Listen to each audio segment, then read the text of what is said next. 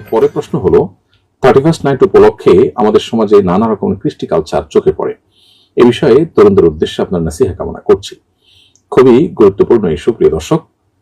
প্রথম কথা হলো যে 31st নাইট উপলক্ষে আনন্দ উৎসব বা হই হুল্লোড় করা, উৎসব মুখর পরিবেশে বছরের এই প্রথম ক্ষণটাকে ওয়েলকাম করা, স্বাগতম জানানো, এটি মূলত প্রকৃতি পূজারী বা প্যাগানদের থেকে এসেছে।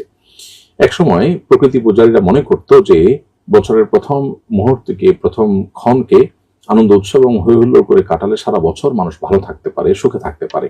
সে বিশ্বাস থেকে তারা এই কাজটি করত। দুঃখজনক বাস্তবতা হলো তথাকথিত আজকের বিজ্ঞান মনস্ক প্রজন্মের একটা উল্লেখযোগ্য অংশ সেই প্রকৃতি পূজারীদের কুসংস্কারাচ্ছন্ন বিশ্বাসকেই ধারণ করে আছে। কারণ একটি বছরের শুরুতে আনন্দ উৎসব বা হৈহুল্লোড় করার আর কোনো যৌক্তিক গ্রাউন্ড নেই। যদি কোনো বছরের আগমন আপনার আনন্দের কারণ হয়, তাহলে ওই মুহূর্তে তো আরেকটা বছরের বিদায় হয়েছে।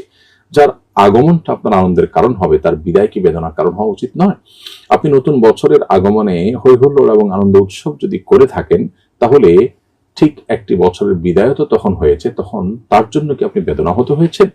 আপনি কি সেটার জন্য কখনো কষ্ট পেয়েছেন? মূলত এই ধরনের আনন্দ উৎসবের পেছনে কোনো যৌক্তিক গ্রাউন্ড নেই।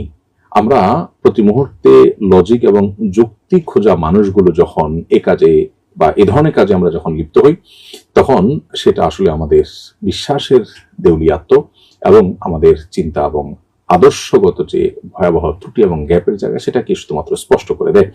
প্রতি বছর 31st নাইট উপলক্ষে যে আতশবাজি হয়ে থাকে, এগুলোর কারণে নানা সময় নানা দুর্ঘটনা ঘটে।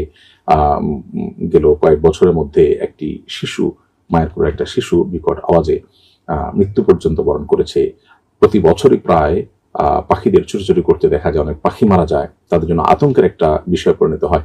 তো এই ধরনের বিষয় কোনো সভ্য সমাজে গ্রহণযোগ্য নয়। পৃথিবীর আজকে উন্নত দেশগুলো যেভাবে ঘটা করে এই দিনটিকে বা এই মুহূর্তটিকে তারা উদযাপন করছে কোনো যৌক্তিক গ্রাউন্ড ছাড়া, আমাদের দেশে সেটা যেন কয়েক কাঠি অগ্রসর হয়ে এমনভাবে উদযাপন করা হচ্ছে, যার ফলে মানুষ তো মানুষ, পশু পাখিদেরও টিকে থাকা বেশ দুর্লভ এবং কষ্টের বিষয় হয়।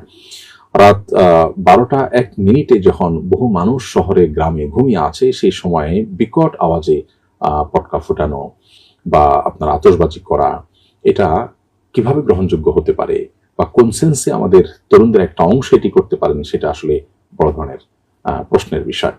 আমি আশা করবো আমাদের তরুণরা এই প্রশ্নগুলো যদি বিবেকের কাছে রাখবেন, যে এ ধরনের উৎসব, যে উৎসব অনেকের ক্ষতির কারণ হতে পারে, অনেকের কষ্টের কারণ হতে পারে, প্রকৃতি এবং পরিবেশকে ক্ষতিগ্রস্ত করতে পারে, এবং যে ধরনের উৎসবের পেছনে কোনো যৌক্তিকতা নেই, কেন হাসছেন তার কোনো কারণ নেই, কিন্তু আপনি হাসছেন, এটা যেরকম হাস্যকর, এটা যেরকম অযৌক্তিক, এটা যেরকম অগ্রহণযোগ্য এবং এটা যেরকম ত্রুটিযুক্ত বিষয়, ঠিক একইভাবে এই 31st নাইটের প্রথম মুহূর্তকে বা আপনার নতুন বছরের প্রথম মুহূর্তকে বা 31st নাইটকে উদযাপন করা, এটাও একই রকম। আল্লাহ আমাদের তরুণদেরকে বোঝার তৌফিক দান করুন।